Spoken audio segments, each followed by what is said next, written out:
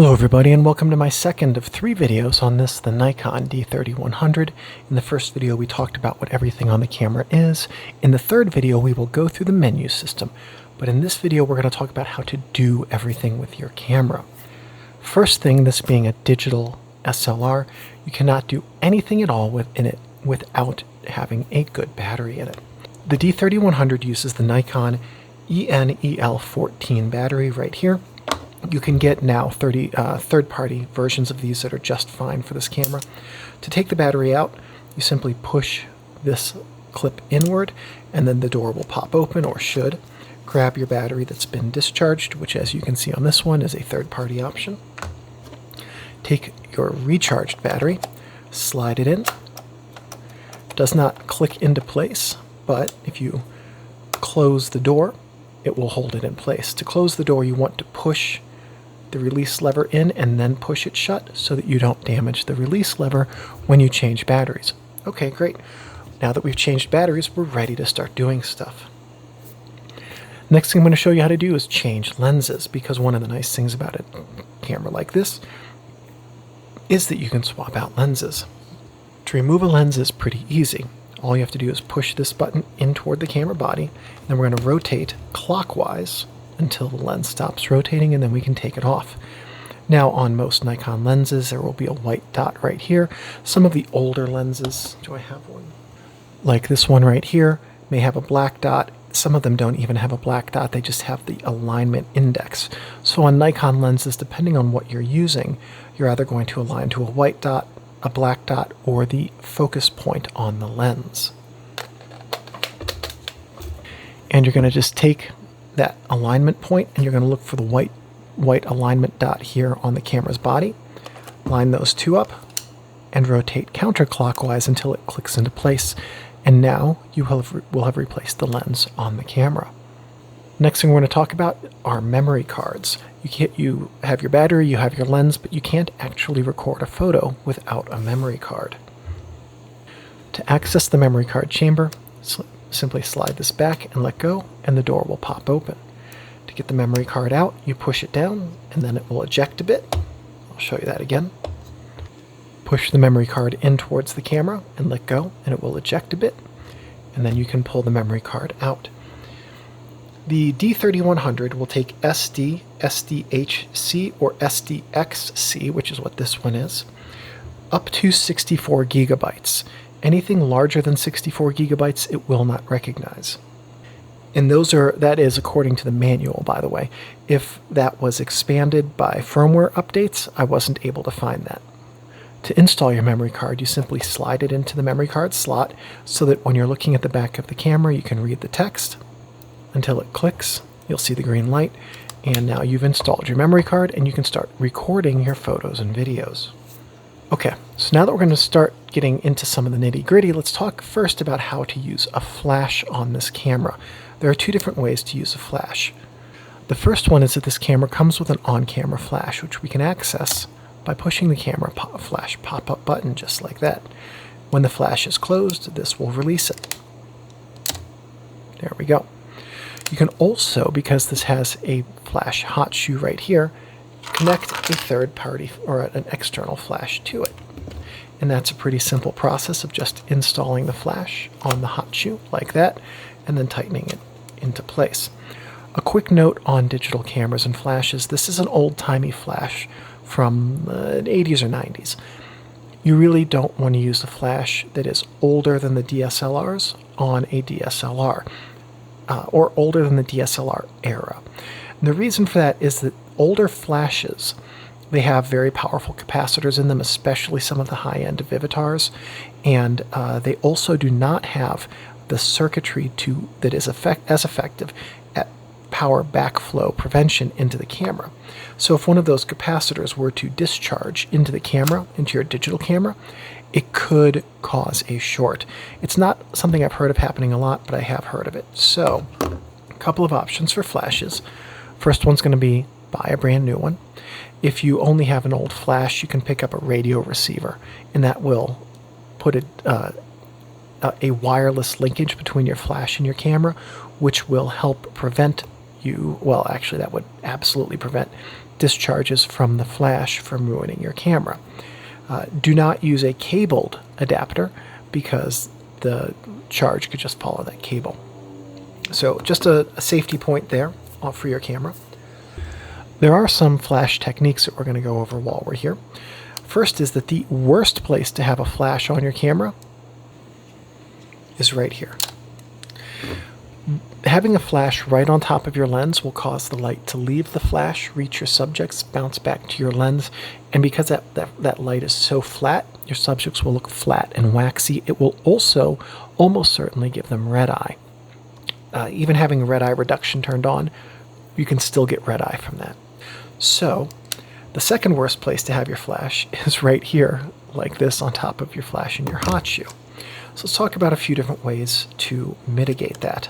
A flash like this, if you have it mounted on your camera, can point up at the ceiling, and that's a really good way to put a flash on your camera and then bounce the light off the ceiling. Why would we want to do that though? A couple of reasons. One is that when the light bounces off of the ceiling, it softens it.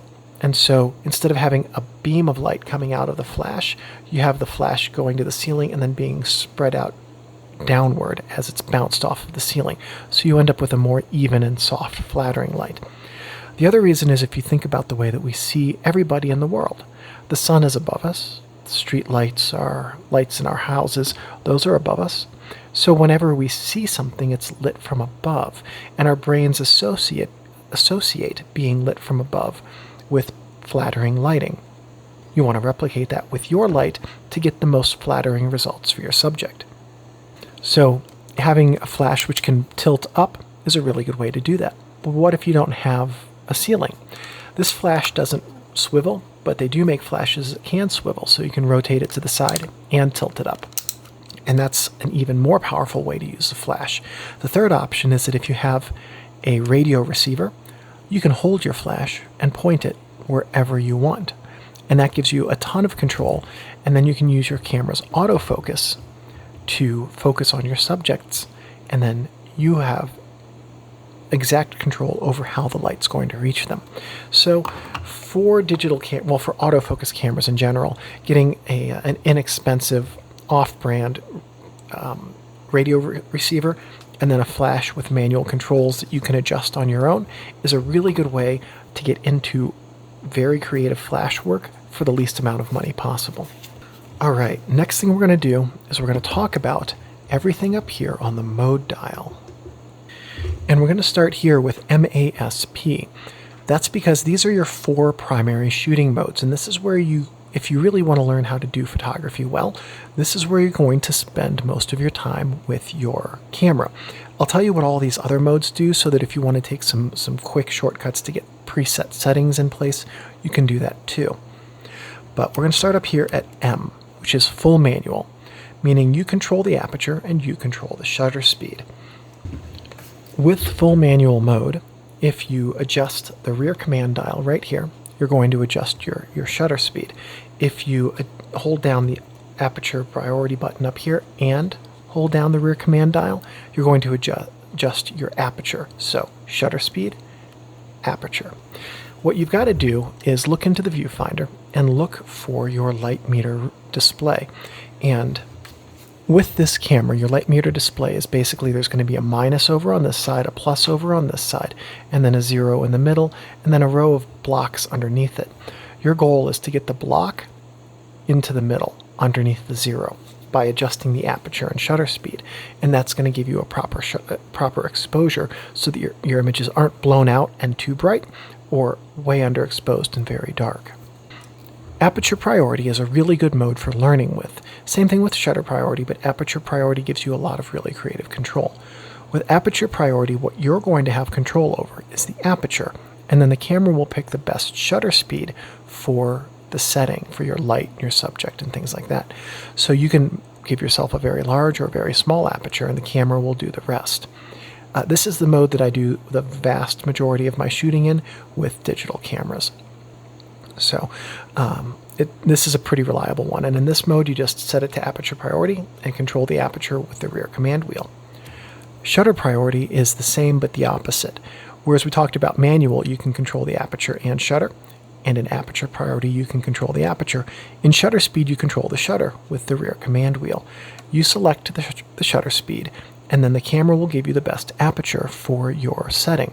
With aperture priority and shutter priority, if the opposite data point is blinking in your viewfinder, so if you're in shutter priority and your aperture display is blinking in your viewfinder, it means your camera does not have the ability to use either a large enough or a small enough aperture for your light to give you a shutter speed that can be attained.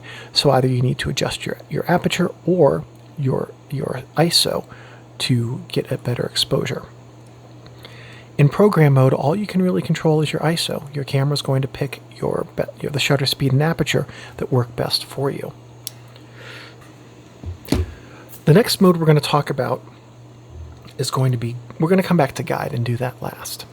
The next one we're going to talk about is auto. This is full auto. The camera's going to control everything. You have no say over what the camera's going to do.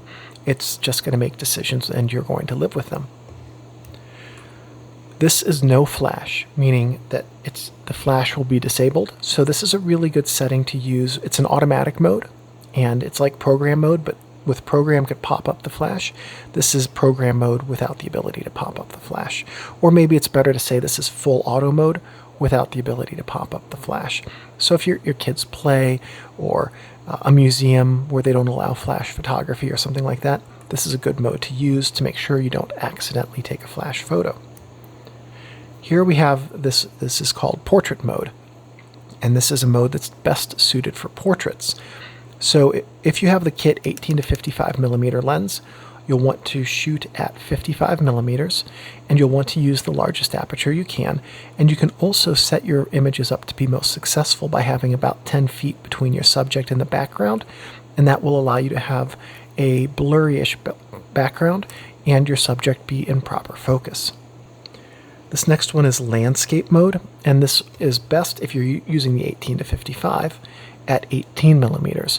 And this is going to use the smallest aperture the camera can give you for the deepest depth of field, so that things that are right in front of your camera and things that are way off in the distance will all be in focus. This mode is called Kids, and it's going to work basically to track moving objects. So this is good for shooting kids because they're like running around, and so this will allow you to track the movement of kids with the autofocus and take their photos. Sports is a lot like Kids, but it's not. Kids tells the camera whatever I'm going to be photographing, it's going to be erratic. Sports tells the camera, give me the fastest shutter speed you can, and I'm going to use the longest focal length I can. Those two things are very similar. Sports is going to the motion of anything in a sport, whether it's a basketball player, track and field, motocross, whatever it is, a little bit more predictable. This is close-up mode, and this is a mode that's good for taking photos of things up close, like as close as your lens can focus. And also this will work best on the long end of your zoom lens. And then lastly, on this we have night portrait mode, which is a long exposure mode.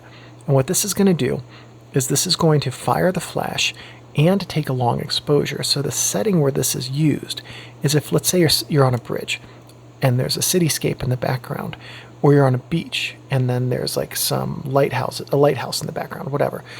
Dark setting with something illuminated in the background. You can have the person you're with sit down, tell them don't move until I tell you to, take a photo. The flash will trigger either at the beginning or the end of the photo, and then the shutter will go on, and then after the exposure, then they're free to move, and you've gotten a photo where they're illuminated and the background is illuminated. If, let's say you had that cityscape and the person was sitting in front of a building with a bunch of lights on, if the flash fired and then they got up and walked away, the camera would record those lights after they got up, and so you'd end up with a photo where the lights were shining through the person. So it's a good idea in this mode to make sure that the person you're taking a photo of knows to wait until you tell them to stand up to do so. All right, let's go back to the guide mode, because the guide is going to help you do some setup and configuration of your camera. Here we go. Okay, shoot View, delete, or setup. We're going to use the cross pad here, and you can go into shooting mode, easy operation, or advanced operation. We're going to turn this to advanced just so we can kind of take a look around here. And these are some additional shooting modes, right? What's that say? Soften backgrounds is going to give you a shallower depth of field. Bring more into focus, deeper depth of field to have more of your scene in focus. We'll show you what this says here. And then there's a guide here. It's going to tell you how to do it. So basically in guide mode, you're going to go through here and you're going to look for things that you want to do. And the camera will tell you what settings you need to use to achieve it. So shutter priority mode, 1/4 of a second. Good tip. Honestly, it's exactly the same thing as I would say. So that's what guide mode does. We're going to go here to view, delete. Here you can view a single photo, delete photos. Basically, you can go through here and you can get a quick guidance on how to do a thing with your camera. And then last, setup. You can go in here to do some setup options, and these are your basic setup options. So image quality allows you to adjust your image quality. We're going to go straight to RAW only. If you're getting into digital photography, RAW editing is a very powerful tool. You can definitely use JPEG to learn with, but RAW is going to give you a lot more flexibility with pulling the best results from your images that you can. What's that say? Image size. Since it's in RAW, we can no longer adjust that. If you were in a JPEG mode, you could then also change the image resolution of your JPEGs. Playback folder allows you to create a folder. You can either go into the current one or we can go into all. So that's, by the way, just for playback, whether it's going to play back every folder on the camera or just the current folder that's selected. Print settings, since we're not connected to a printer, that's going to be dim. Honestly, I have no idea how to print from a DSLR. I've never done it. I've only ever printed from my computer, so that gives me just a little bit more control when printing. So I'm not the guy to talk to about connecting your DSLR to your printer. Oops. Format memory card allows you to format your memory card. LCD brightness, we can control the brightness, +3 to -3. Info background color. We can change the background color of the information screen. Green, black, or brown. This is a red camera. I'm not sure why I'd choose anything other than black. Auto info display, on or off. This is whether or not your camera is going to give you automatic information, tips, things like that, as you're using it for different settings. Video mode, NTSC or PAL. This is strictly based on where you live in the world and what output you want to have.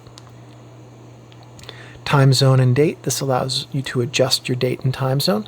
If you have to do this every time you turn on your camera, it means that the little button cell battery in the camera has failed, and you're just going to have to do that or live with not having your time zone set up. That's what I get to do with this camera. Anyway, language is English, and you can choose from a handful of other languages in here as well.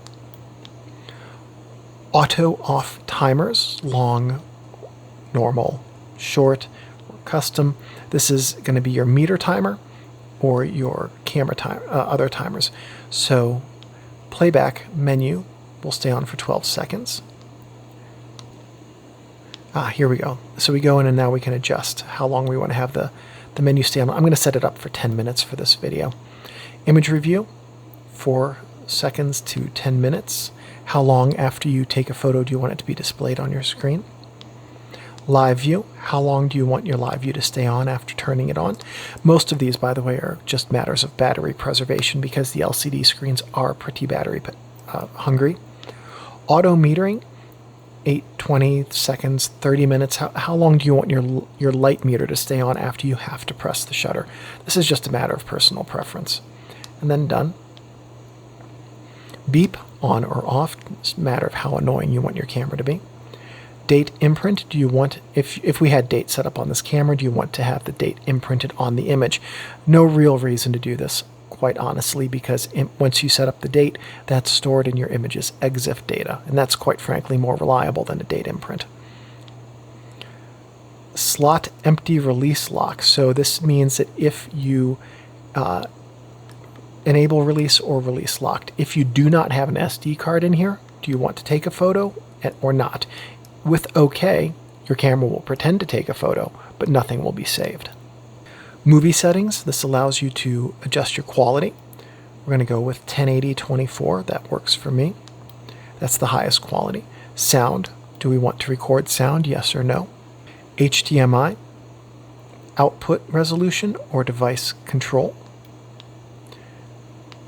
So we can adjust those as needed. Flicker reduction. This is going to be your screen flicker. Do you want it to display at 50 or 60 hertz? And then we're back, and that is everything in the guide button. Okay, next up, let's talk about the drive mode switch, which is this guy right here, okay? So you have 4 selections you can choose with this switch. S is single shot, meaning you can push the button down and the camera will take a photo, and you can hold it until the end of time and it will never take a second photo. Next is burst shot. This is 3 frames per second. As long as you hold the shutter button down, it will keep taking photos. Self timer will activate a self timer that counts down until the photo is taken. And quiet shutter. In this mode, it will take a single frame and the camera will make less sound.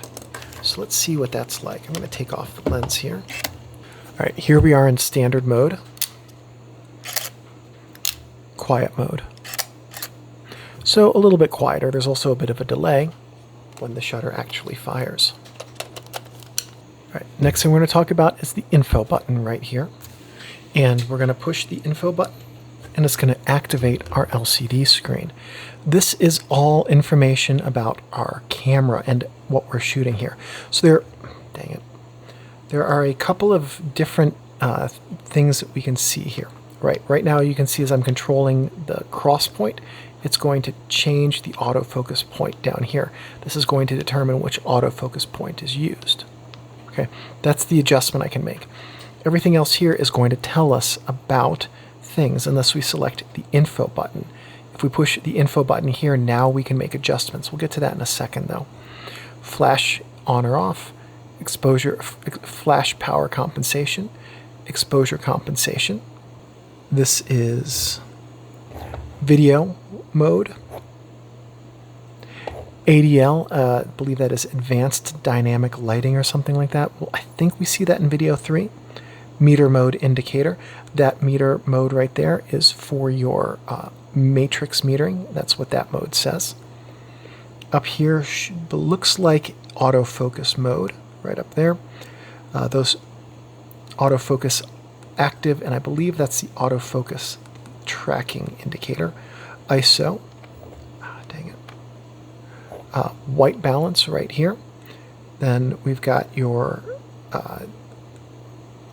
image size, which is large because we're in RAW right up there.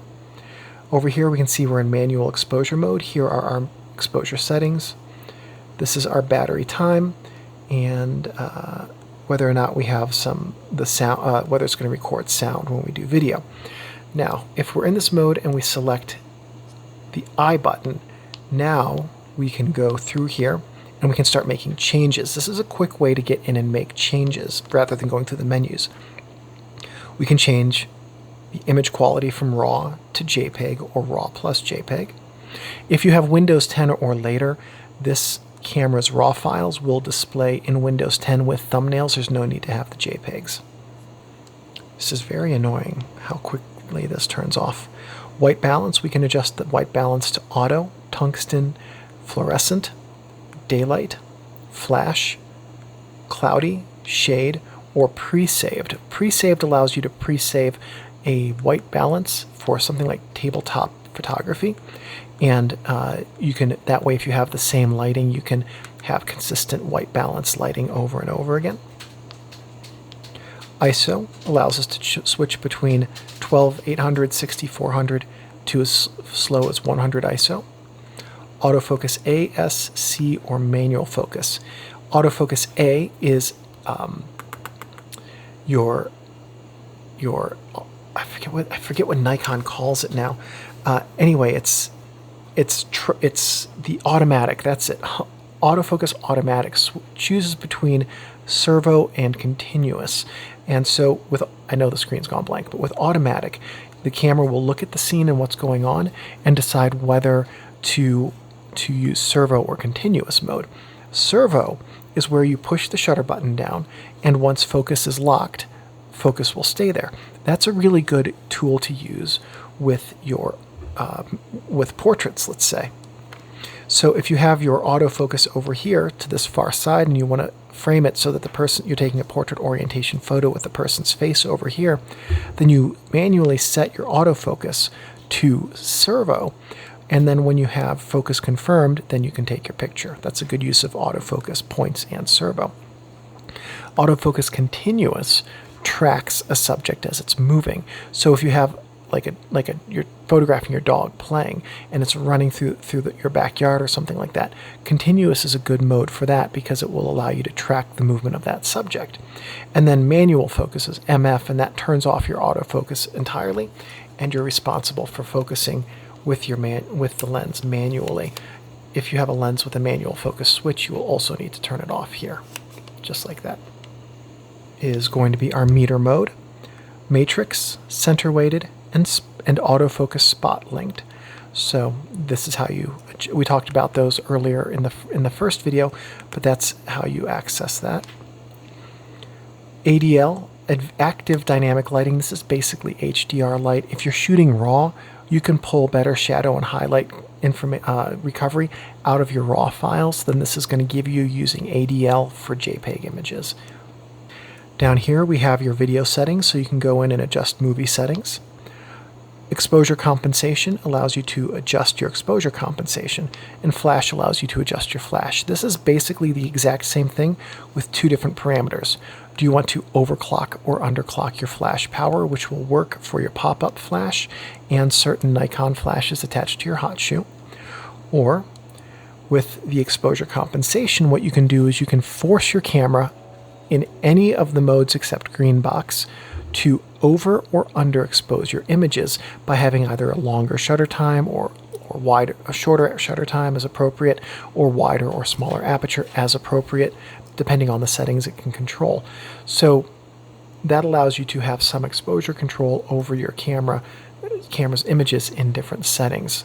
So that is the info button, and also how we use the info control on the back. Everything we were just talking about with the exposure control button, you can also access through here. By pushing this down and then adjusting the command wheel, you can force your camera to over or underexpose your images. If you're in modes like aperture priority, shutter priority, program, or even I think these ones over here, then you can do what's called shifting your exposure. Okay, program shifting is a way of doing that in program mode. So basically, if your camera says, here's my aperture, it's f/5.6, I need 1/125th of a second. Okay, actually no, now I need 1/30th of a second because my photographer has told me I do. So that's a powerful adjustment that you can do. Which way am I going? There it goes. With your aperture, with your exposure value compensation button. Then the last buttons we have to talk about on the top are the power button, pretty self-explanatory, and your shutter release, which is what you use to take a photo. Some things that we haven't yet seen on the back of the camera, the playback button. When you hit playback, will allow you to play back your images, and you can adjust some of the information by pushing up and down on the playback screen. You can zoom out to see more images at once and scroll through these to see how they look, like that. You can see I just have a bunch of underexposed, completely black images. Hopefully that's just all it is, and it's not that the shutter's not working.